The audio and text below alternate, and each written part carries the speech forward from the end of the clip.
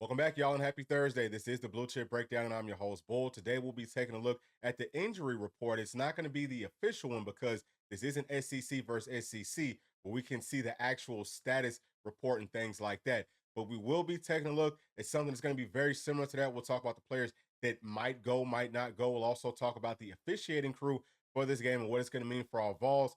Please do make sure to like and subscribe to the channel. All right, y'all, we're going to start off with the injuries, and this is from covers.com. Everything looks pretty accurate here, but it's not official, so let's keep that in mind. I'm only going to be focusing on the injuries that have been reported to this website from this month. So up at the top for Tennessee, we have Squirrel White, who will be the starting slot wide receiver for us. He is listed as questionable with an arm deal. We know that he's actually dealing with more of a shoulder problem, but he is going to go. So next player would be Dante Thornton. He's an outside wide receiver, listed as questionable with an upper body deal.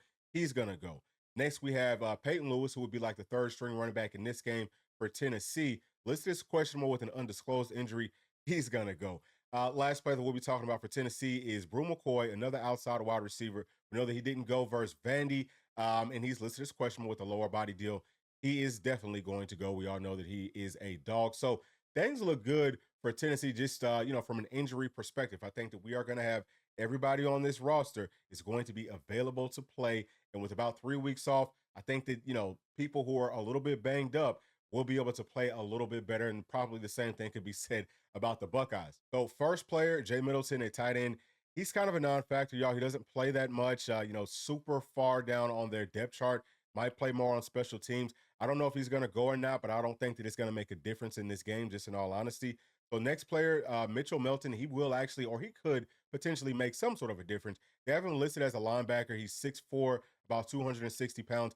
He really plays more edge rusher, right? Like he's more of a defensive end body. I've seen the Buckeyes run this 3-3-5, and he plays a role that they call Jack, where he's playing like a DN linebacker hybrid. He just kind of roams around pre-snap, but he has rushed the passer in those situations every single time. I've never seen him drop into pass coverage.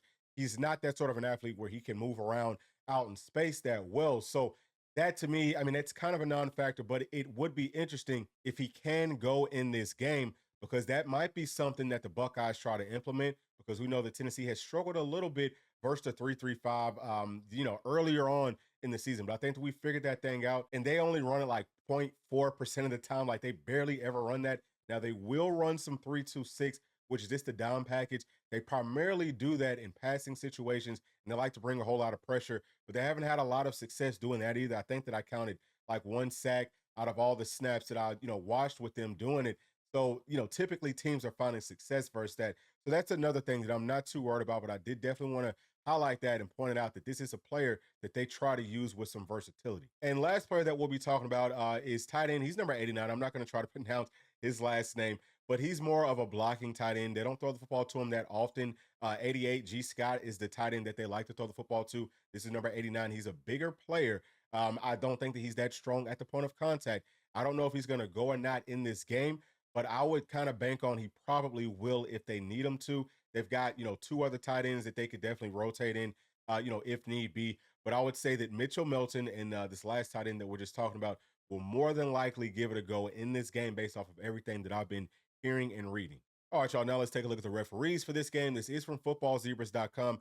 We will have an ACC crew, and up at the top, you can see Jerry Magallanes, and he's a name that Vol fans might remember from the 2021, I believe it was the Music City Bowl versus another Big Ten team, Purdue. And in that game, Jalen Wright had obviously scored, but they said that his forward momentum had stopped. That was a huge call. They also, I want to say, called like 14 or 15 penalties on Tennessee to like 5 for Purdue. So got some bad blood here, got some bad history with that referee individually. I don't know if this entire crew has remained the same since then, but we could also go all the way back to 2015 with that same head referee in a game with Miami versus Duke, where there were a whole lot of really bad calls, a whole lot of missed calls, a whole lot of no calls. And actually, Jerry's crew was suspended. So they've got some bad history there, but we could also fast forward to this season in 2024, Miami versus Virginia Tech. That famous Hail Mary that some people said was a catch. Some people said, no, it wasn't a catch. I'm one of the people that said, hey, I think that they went back and got it right. So to me, maybe things are kind of trending in the right direction with this crew. It will be very interesting to see how they call this game, but I want to take a look at some of the different numbers right here with the ACC, Big Ten, and the SEC, just in terms of penalties per game. All right, y'all, what we're looking at are the average penalties thrown per game by conference. Each team inside of those conferences will be ranked according to the least penalized team to the most penalized team. Up under each conference, you will see the average amount of penalties thrown per game for the conferences as a whole. So on the left, we have the ACC. In the middle is the SEC. To the right is the Big Ten. So we see that the Big Ten is only averaging 5.3 penalties being thrown per game. That's the least out of the three that we're looking at. I do believe that it is the least in all of FBS. You can see that the Buckeyes are number 3 inside of their conference, only averaging 4.3 penalties thrown against them per game. So we've talked about this before that, man, they really let them play inside of the Big Ten. There's a lot of times, and listen, you could call, offensive holding on every single play, especially out of the trenches. But if the, holding impacts the play directly, especially if someone is getting bear hugged or, they're getting pulled down to the ground and tackled, you've got to call that. And they don't call it as often as you would think that they should. Also, with the Buckeyes secondary, we talked about them having the most penalized player out of both of these two teams. And that's interesting because he's playing in the least penalized conference, but he still has so many pass interference calls. He is the most penalized secondary player in the entire country. I think that that really says a lot about how their cornerbacks especially play. You could probably call some sort of a PI on their, most of their secondary players on almost every single play. They are very, very handsy. So it will be interesting how this game is called. But let's talk about the SEC. We're averaging 6.4 penalties being thrown per game. Tennessee is ranked dead last in the conference, averaging 8.3 penalties being thrown against us per game. But that's pretty, that's pretty normal for a Josh Heupel coach team.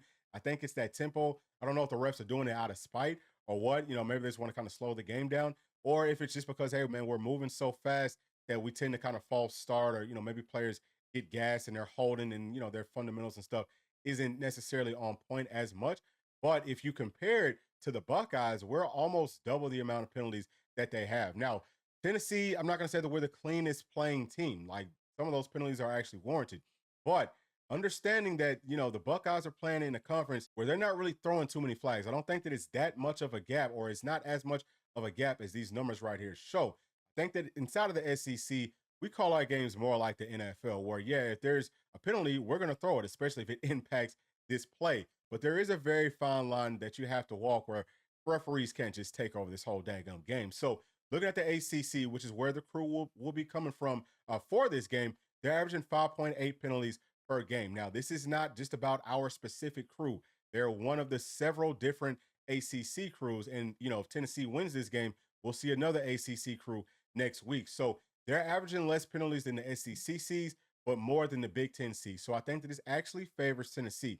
I would expect that we'll see 1 to 2 less penalties in this game than we normally do. And I think, pretty much the opposite for the Buckeyes. I think that they will see not even just 1 to 2 more. I think they could see, maybe 3 to 4 more, just because they do so many things that really do warrant penalties and it actually directly impacts plays. I do believe that this crew will throw more of those penalties, as long as they're doing things fair. I'm not asking for them just to, hey, throw a whole bunch of penalties on those Buckeyes. Call the game fair, because I want to win it fair and square, but I don't want for them to just take over this game. I do want to see, if there's a situation where especially our edge players are getting held early on in this game, man, throw those flags. Because if you look at the Buckeyes, the way that their offensive line plays, their tackles play right up on the line of scrimmage. And if you look at SEC teams, the tackles are off the line of scrimmage by, like a yard or so. And you could say, hey, there's not enough people lined up on the line of scrimmage. That should be a penalty. But because so many teams do that within the conference, they don't throw that flag as much. But the point here is, in the SEC, the speed coming off the edge is a lot different. So the tackles have to kind of back up to, be able to, beat that or stop that speed rush. The Buckeyes are going to have to learn that pretty early on in this game. If they come right up to the line of scrimmage, our guys coming off the edge will beat them to the outside very, very quickly, very early on in this game. And they're going to have to start holding. We need to see those penalty flags start to get thrown. That could help us out tremendously in this game. Also, we just talked about it. I want to see some penalty flags being thrown on their secondary plays. I want to know how often will they throw it, because they hold, especially those cornerbacks, they mug, they PI on every single play. So those are basically my thoughts. I do feel like the ACC crew could end up benefiting Tennessee, As long as they've, kind of like learned from their previous mistakes, just call the game fair. And I think that Tennessee will have less penalties. The Buckeyes will have more. And obviously, man, the penalties impact the game in a very, very major way. But please do share your thoughts with me down in the comment section. And as always, make sure to like, subscribe, hit that notification bell, share with your friends, family, and other volunteer fans. See y'all on the next one. Thanks. Peace.